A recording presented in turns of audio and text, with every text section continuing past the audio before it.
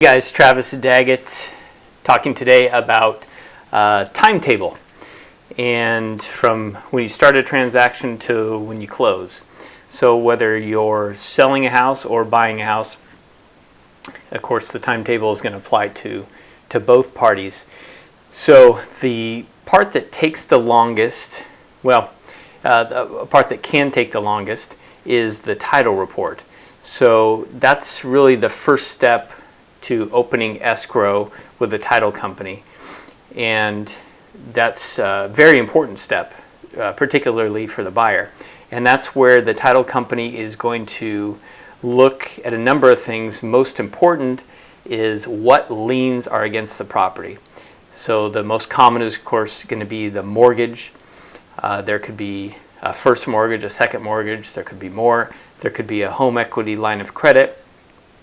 And then you get into all kinds of liens that can be attached. There can be state tax liens, there can be federal liens, there can be Medicaid, I've seen all kinds, mechanics liens, just all kinds of liens. So you want to have a clear picture, particularly as the buyer, of what those liens are and what it's going to take to satisfy those liens.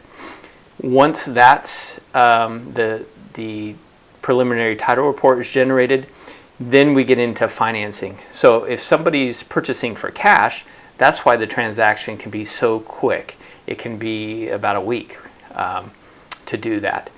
The rest of it really has to do mostly with financing of one type or another. If it's just, if the buyer is buying with cash, then we're just talking about paying off those mortgages, those liens. Pretty simple. If the buyer is getting a loan, now we have everything associated with that loan. So that lender is going to want to probably get, they're going to want an inspection of the property.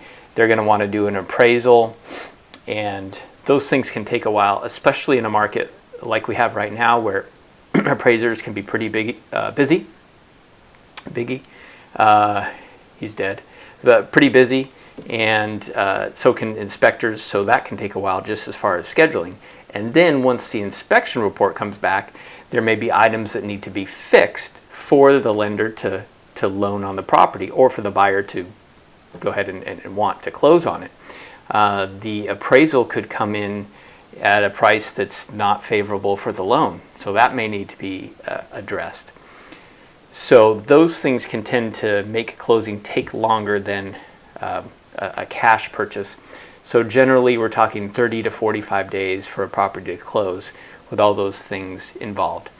One thing to keep in mind, the number one reason that closing doesn't happen is financing.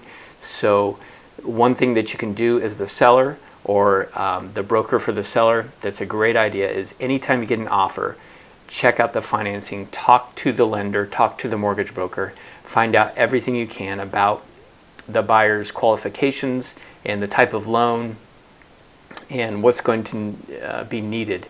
And it's really better to know up front if they don't have a good chance of qualifying rather than go on down the road. And that also helps you evaluate and compare different offers, because a cash offer that's less may be more desirable than a conventional loan that's a higher price, or a USDA loan, or a VA loan, or any number of other loans.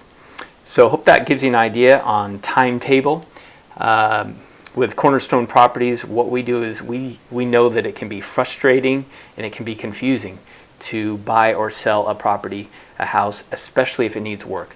So we want to be your guide and help lead you through that process, help make it simple, and just answer any questions that you have, really be your advocate and be a resource for you. So if you have any questions, ask us, call us, be sure and subscribe to our channel so that you get notified when we have new content, which I'll try to do regularly.